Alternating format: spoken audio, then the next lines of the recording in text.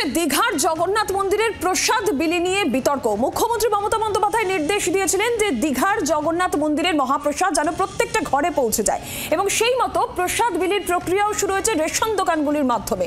তবে এবার এই প্রসাদ বিলি নিয়েই প্রশ্ন তুলল বিজেপি।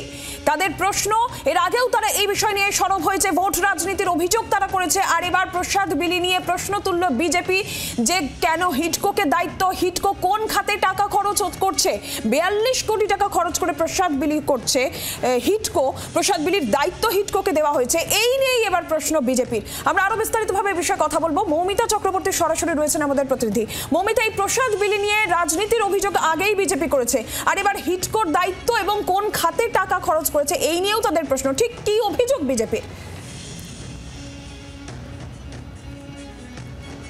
দেখো, রীতিমতো প্রশ্ন উঠেছে প্রসাদ বিতর্ক নিয়ে, কারণ বঙ্গ বিজেপির তরফ থেকে এই প্রশ্ন ছোড়া হচ্ছে যে যাদের এই বিষয়ে দায়িত্ব দেওয়া হয়েছে এবং যারা এই টাকা খরচ করছেন তারা আদৌ সেই টাকা খরচ করতে পারেন কিনা। হিডকোকে দায়িত্ব দেওয়া হয়েছে, 42 কোটি টাকার যে বরাত তারা পেয়েছেন, 42 কোটি টাকা খরচ করা হচ্ছে এবং হিডকোকে রাজ্য সরকার এই নির্দেশ দিয়েছে। কিন্তু হিডকো এই টাকা খরচ করতে পারে কিনা সে বিষয়ে যেমন প্রশ্ন তোলা হয়েছে, পাশাপাশি এই প্রশ্নও তোলা হয়েছে যদি হিডকো এই টাকা খরচ করে তবে তাহলে হিডকো কোন খাত থেকে সেই টাকা খরচ করছেন। শুধু তাই নয়, যাদের এই প্রসাদ ডিস্ট্রিবিউশনের দায়িত্ব দেওয়া হয়েছে তাদের নির্দিষ্ট ধর্মাচরণ নিয়েও প্রশ্ন তুলেছে গেরুয়া শিবির।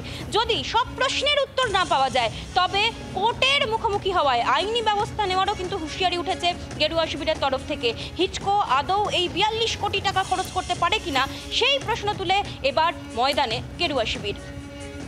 ধন্যবাদ মৌমিতা। 42 কোটি টাকা খরচ করে গাঁজা প্যারা বিলির অভিযোগ, আর প্রসাদ বিলির দায়িত্ব যেখানে হিডকোকে দেওয়া হয়েছে, আদৌ হিডকো এই টাকা খরচ করতে পারে কিনা, কোন খাত থেকে টাকা বিলি করছে এই প্রশ্ন পদ্ম শিবিরের। যদি সব জবাব না মেলে তাহলে মামলার হুঁশিয়ারিও দিয়েছে গেরুয়া শিবির। কারা দিচ্ছে জানেন এই গজা এবং প্যারা? কারা বিলি করছে? হিডকো। হিডকোর ম্যান্ডেট কি? টোকেন, অ্যাপ্রিসিয়েশন এবং অ্যাওয়ার্ড, এই হেড থেকে এই টাকা দেদার জেলা শাসক এবং পুরো কমিশনারদের দেওয়া হচ্ছে। তাও মেনে নিলাম যে মন্দির না, জগন্নাথ কালচারাল সেন্টার নামে হিডকো না হয় একটা বাড়ি বানিয়ে দিয়েছে, একটা মন্দিরের নাম দেওয়া হয়েছে তাতে। কিন্তু গজা প্যারা কি করে বিলি করে হিডকো? একটাই প্রশ্ন যে 42 কোটি টাকা হিডকো কিভাবে গজা প্যারা বিলির নামে বিভিন্ন জেলা শাসক এবং পুরো কমিশনারদের দিতে পারে? এই অধিকার কি হিডকোর আছে? প্রয়োজনে হিডকো যদি জবাব না দেয়, সরকার যদি এর ব্যাখ্যা না দেয়, আমরা হিডকোকে আদালতে টেনে আনবো। বিজেপির যেখানে এই অভিযোগ, তৃণমূল কংগ্রেস কি বলছে আমরা প্রতিক্রিয়া নেব। সুদীপ রাহা আমাদের সঙ্গে এই মুহূর্তে টেলিফোন লাইনে রয়েছেন। সুদীপ, কি বলবেন বিজেপির এই যে প্রসাদ, জগন্নাথ মন্দিরের দীঘার প্রসাদ বিলি নিয়ে হিডকোর বিরুদ্ধে যে অভিযোগ, কোন খাতে কিভাবে হিডকো টাকা খরচ করছে, কি বলবেন? রাম মন্দিরের সময় ভারতবর্ষের লক্ষ লক্ষ মানুষ তারা টাকা দিয়েছিল, সেই টাকা কোথায় কিভাবে খরচ হয়েছে আমরা সেটা নিয়ে। সুদীপ, শোনা যাচ্ছে? সুদীপ, আপনার কথা শোনা যাচ্ছে না, আপনি কি শুনতে পাচ্ছেন? আমরা আবারও যোগাযোগ করবো সুদীপ রাহার সঙ্গে। তৃণমূল কংগ্রেসের প্রতিক্রিয়া অবশ্যই নেব। তার আগে যেমনটা আপনাদের জানাছিলাম যে বিজেপির অভিযোগ, দীঘার জগন্নাথ মন্দিরের প্রসাদ ঘরে ঘরে পৌঁছে যাক, মুখ্যমন্ত্রীর এই নির্দেশ। জেলায় জেলায় প্রসাদ বিলির কর্মসূচিও শুরু হয়েছে, রেশন দোকানের মাধ্যমে এই প্রসাদ বিলি করা হচ্ছে জেলায় জেলায়, সেই ছবিও সামনে এসেছে। আর এর মধ্যেই প্রসাদ বিলি নিয়ে আবারও প্রশ্ন বিজেপির। এর আগেও তারা রাজনীতির অভিযোগে সরব হয়েছিল এই নিয়েই।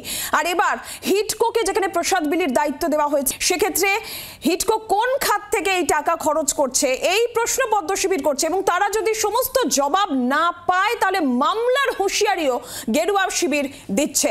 কিভাবে এই হিডকো এই টাকা খরচা করছে, কোন খাতে এই 42 কোটি টাকা খরচা করে গজা প্যারা দেওয়া হচ্ছে এই প্রশ্ন বিজেপি তুলছে, আর জবাব না দিলে মামলার হুঁশিয়ারিও দিয়েছে গেরুয়া শিবির।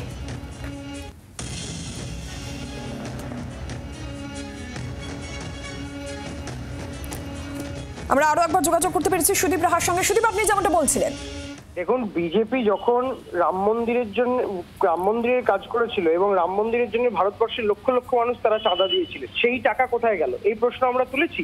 তার কারণ আমরা মনে করি যে ঈশ্বরকে নিয়ে রাজনীতি করা উচিত নয়। আজকে বিজেপি মুখে বলে তৃণমূল কংগ্রেস হিন্দু বিরোধী, কিন্তু ওদের কাজ, ওদের এই প্রশ্ন তোলা সেটা প্রমাণ করে দিচ্ছে যে আসল হিন্দু বিরোধী বিজেপি।